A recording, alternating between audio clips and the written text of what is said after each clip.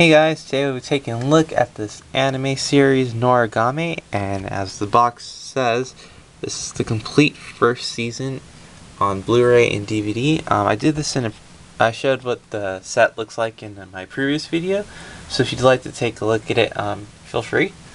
I thought I'd just do a little review on this series since I like it so much, and hopefully it might pique people's interest into checking the series out. So let's get started. Here we have our main cast of characters. We have Yato, Yukine, and Hiyori.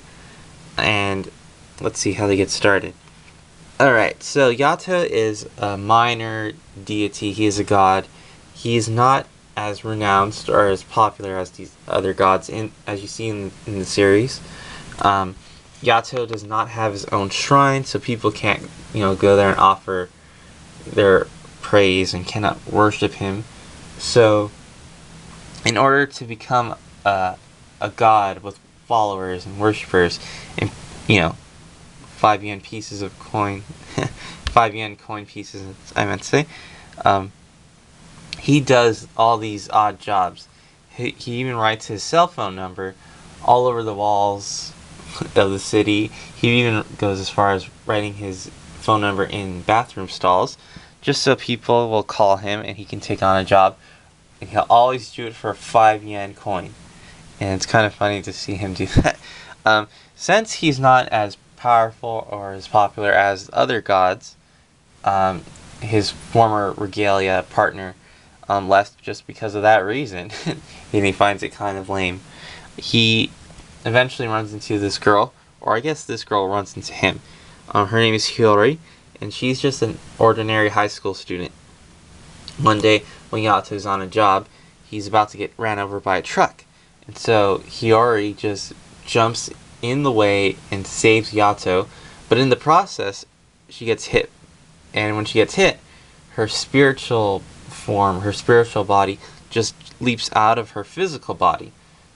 So now she can slip in and out of her, physical form to like this astral kind of spiritual form.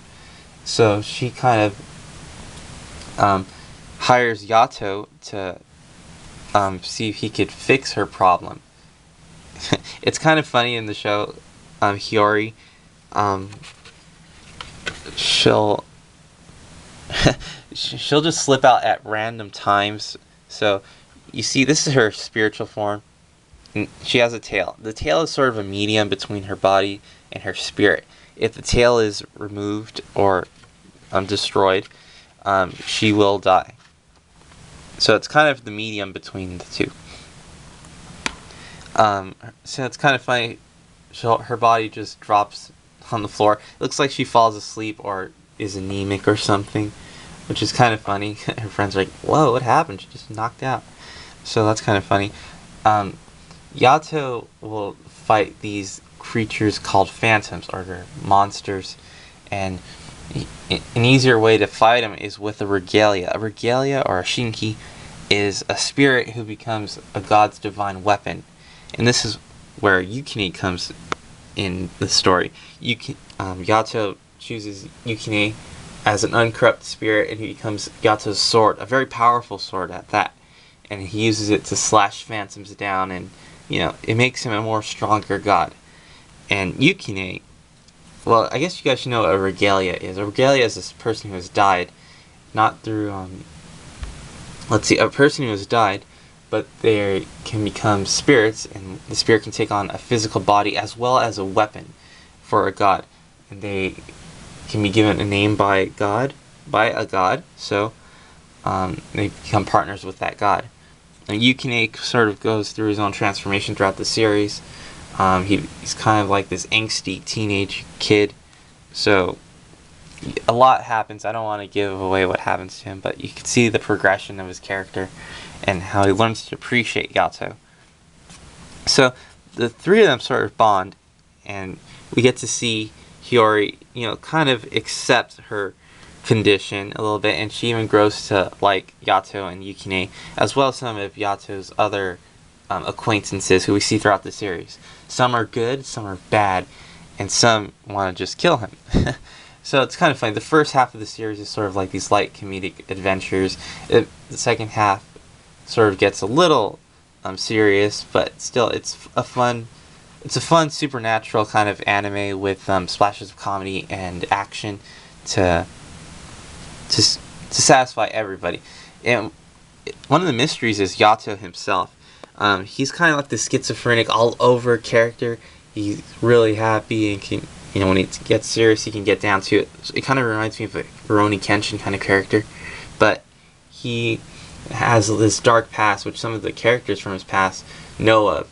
So there's a lot of mystery between, the person who he is now and the person who he used to be. And he has a former regalia named Nora, and she wants to bring out the old personality and become his regalia once again.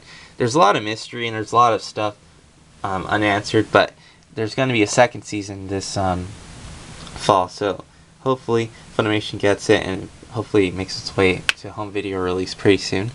So, yep, and that's the plot and adventures of Noragami. I really enjoyed this series a lot. It has the elements I like in an anime. It's only 12 episodes long, and the voice cast is great. When I heard the lead character Yato was going to be voiced by Jason Liebert, I knew he was going to do a really good job at this character, and he did. You get to hear Micah Solisod as Yukine, Bryn April, who I never heard of before. I might have heard her in some bit roles, but it was great to hear her, and I think I've become a fan of hers. I'll probably hear her again in Soul Eat or Not, which I'm going to watch pretty soon. And the job was directed by Mike McFarlane. Got really great performances. I love the music in the show. It has some background insert music, which is really cool, really fun to listen to, as well as the opening and ending themes. The animation looks really nice, and I guess that's all. Definitely want to check out the manga from Kodansha Comics. I think they're the people who release it. But yeah, I can't wait till the second season, and probably pick up some manga volumes in the meantime.